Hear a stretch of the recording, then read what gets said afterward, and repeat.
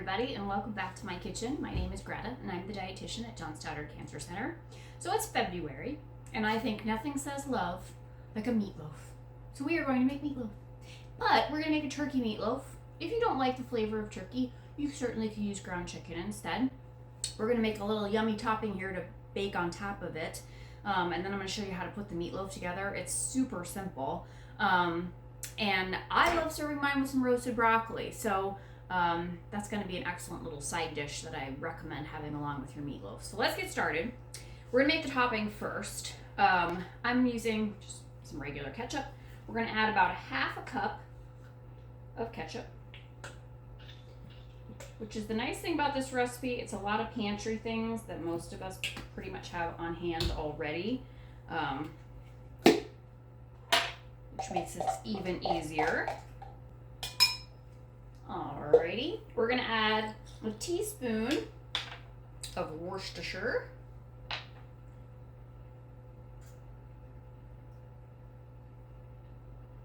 Like so, and that sort of just deepens the flavor of the ketchup. We are also going to add a teaspoon of some type of vinegar. I'm using some apple cider vinegar. You can use white vinegar if you have that. Again, pantry stuff that we all pretty much have on hand. On the side, and then some cracked black pepper.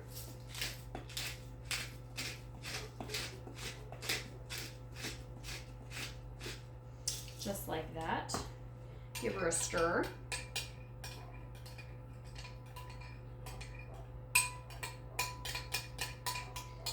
Dogs are outside because it's a beautiful day. But I can hear them barking from here because there's some dogs walking down the street, you know, because we need to announce our presence to the world. All right, so that's done. We're going to set that aside. Put our meatloaf together. So a nice big bowl here. We are going to start with an egg because I want to get that beaten before I add everything else. Pork. Now there's different schools of thought in baking the meatloaf. Some people like to do it in a loaf pan. Some people like to do it on a sheet pan and just kind of mold it by hand. I prefer the loaf pan because I feel like it holds all the juices in there and I feel like it's juicier. Downside, it takes a little longer to cook. So you get to decide which way you like to handle that. There is no wrong answer. We're gonna add then to our egg 3/4 cup of panko. I keep unseasoned on hand. You can use seasoned if you want to. The original recipe called for seasoned. I like to control my flavors, so I don't like seasoned. I also like to control my salt. So I use unseasoned. All right, then we're gonna add a teaspoon of Italian seasoning. Now I'm also going to bump this up a bit flavor-wise by adding some fresh chopped sage because I have it on hand and I really like sage with turkey. If you have other fresh herbs on hand that you would like to use, you can put fresh thyme in. That would be delicious. Flat leaf parsley would be delicious. So feel free to add some fresh herbs if you prefer. You can omit the Italian seasoning if you don't want that. I'm also going to add a teaspoon of Worcestershire because I like to deepen that flavor again too. Just like that. Now, it calls for a teaspoon of garlic powder. I am out of garlic powder, so I'm actually going to add some fresh garlic. So if you have garlic powder, you can use that at this point. Bring my dishes. All right, we're also going to add, oh, you know what? I didn't add my brown sugar to my topping. I'm going to put a tablespoon of brown sugar in my topping. I totally forgot to do that. Light or dark, doesn't matter. Just gives it a little bit of sweetness. And I neglected it. I was like, why is my brown sugar sitting here? Oh yeah. All right, that's done. add some pepper. Lots and lots and lots of pepper. There's my timer. So I have my oven is preheated to 350. Make sure you start that before you get things going. Lots of pepper. I am going to add a little bit of salt. About a teaspoon of salt. Only a chance to salt this. There is going to be a little bit in the ketchup, but not a lot. Set this aside. I'm going to grab a knife. Ooh, I washed my knife. There we go. All right, like I said, I have some fresh sage sitting here. So I'm going to chop that because I think sage and turkey are like meant for each other. They're like best friends. Alone, they are wonderful. Together, they are perfect. They complement each other. My sage smells so good. My fresh herbs are still kicking. I moved them to my front porch during that really, really cold snap to keep a heater on them so I didn't have to use as much propane in my greenhouse, and it worked. So they're still moving right along.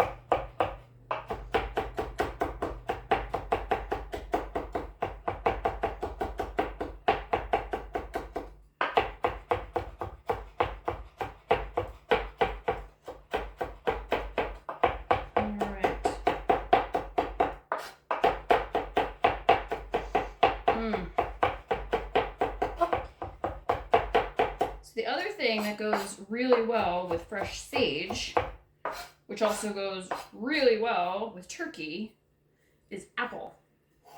So that's sort of our secret ingredient in this, is we are going to grate a medium-sized apple. I'm just coring mine. And I just think this is the coolest ingredient. It adds so much great moisture. And when I made it the first time, I was like, gosh, are you gonna taste the apple? You really didn't. I asked my husband, I'm like, so what's the secret ingredient? After he tasted it, and he's like, I have no idea, but it's delicious. Well, that's good. It was apple. All right, so we're just gonna grate our apple on a regular grater. If you don't have a grater, you could just really finely chop it.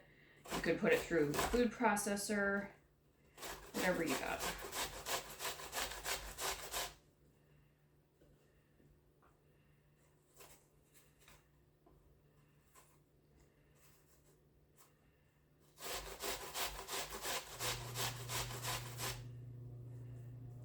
Apple, turkey, and sage.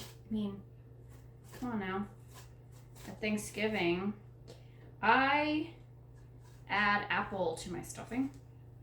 And I put sage in my stuffing, and I just think the apple just belongs there. Always trying to find ways to add more fruits and veggies. All right, get rid of that. Grab my knife. I got a few little skin pieces that I did not want to sacrifice my fingertips to. Okay, that's gonna go in our bowl too.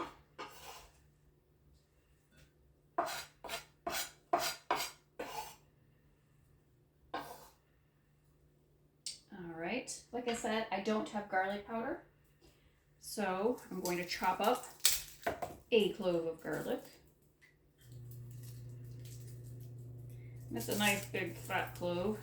This is where, I really encourage you to take liberties. You don't need to run out to the store or DoorDash something special because you're like, oh gosh, I forgot that ingredient. Unless it was the ground turkey, because that's sort of a main ingredient. But something flavor-wise, you can always feel free to use what you have on hand. Be creative. You might be really surprised if there's some other, if you didn't have Italian seasoning, but you had Greek seasoning, well, go for it. I mean, don't be afraid to sort of take those chances and use what you have.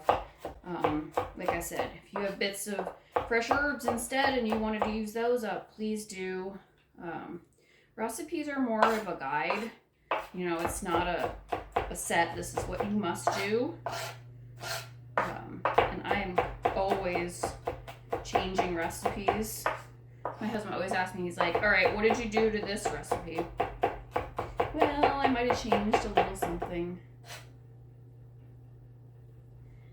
And it usually works out pretty good. Once in a while, I stick to the book, but not always. All right, garlic's going in. All right, we need a little bit of onion, 1 small onion. This is kind of a big onion, so I am going to only use half of it. You could grate it if you wanted it really fine. You could put it through your food processor if you wanted it really fine in there. If you don't like the pieces or chunks in there in your meatloaf. I'm just going to finally chop mine.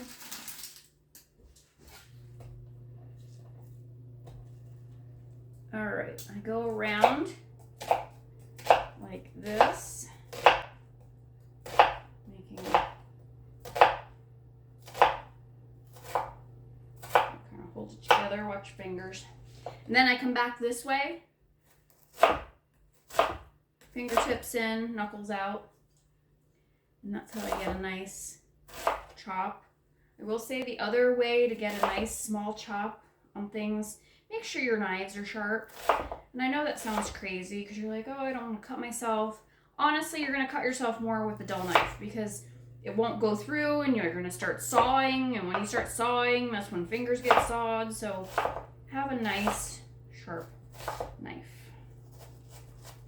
Beautiful. I don't mind the little chunks of onion in there. So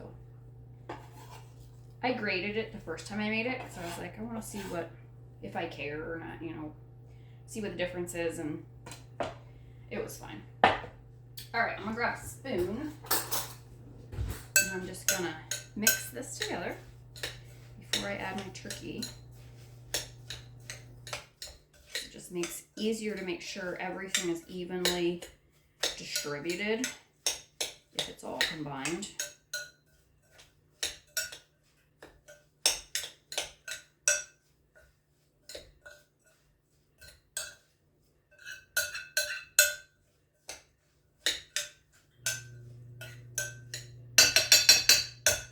You don't have to stir in the turkey quite as much. Oh, I'm gonna keep that spoon. All right, so it's gonna be 1.5 pounds of ground turkey. I saved this little half from the first time I made it. And then I have another pound right behind me. This is 93% lean, so it is very lean. And get rid of my garbage here. All right, now it's time for messy fingers. We're gonna move this is my loaf pan here. Move everything over. I like to get everything prepared so it's easy to,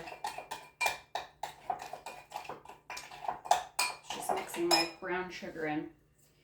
That way I can move right over to my loaf pan. Okay, make your hand into like a claw because we don't want to overmix this. It gets really dense and tough. So we just want to kind of work everything in, claw hand, kind of like this. So I'm just going to break up my turkey a little bit and then dig down, get all that stuff mixed evenly in, keeping your hand in sort of that claw.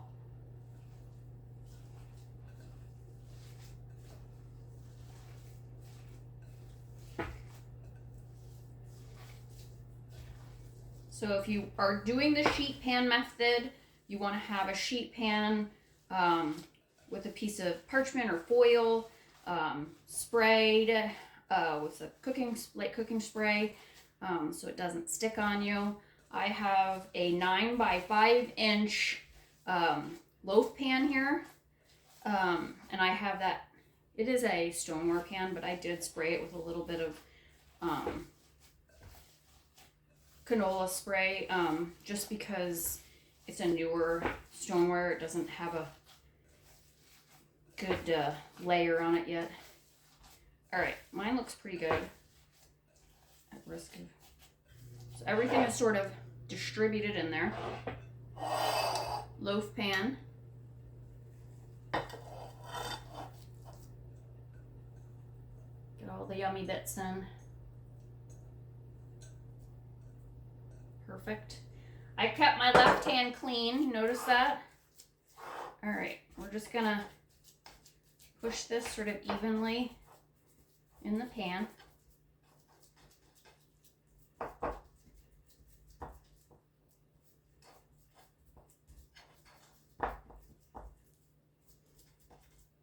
Like so.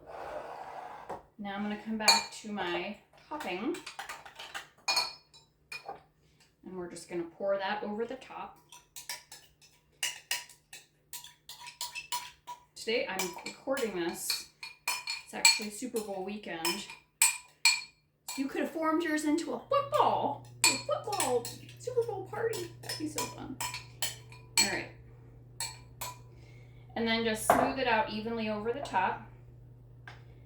My oven is ready to go. In the 9x5" loaf pan, mine took about an hour and 15 minutes the last time. If you formed yours on a sheet tray, probably no more than 50 to 60 minutes. So you just want to keep an eye on it. We want an internal temperature of 160 degrees because when we bring it out of the oven, let it rest, it's going to continue to cook. And if we get it to 165, it's going to be overcooked. So I'm going to get mine in the oven. We'll be back in about an hour and 15 minutes and see it when it's done. I'll see you then.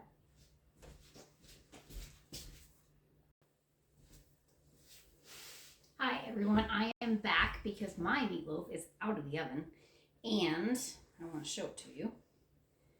It is perfect and all those juices have stayed in the pan, which is why I like the loaf pan.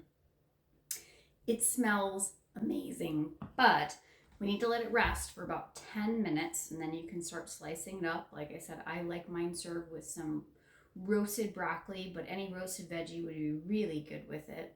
I hope you'll make it for your Valentine. I know my Valentine's pretty excited for it right now. So thank you for watching and enjoy.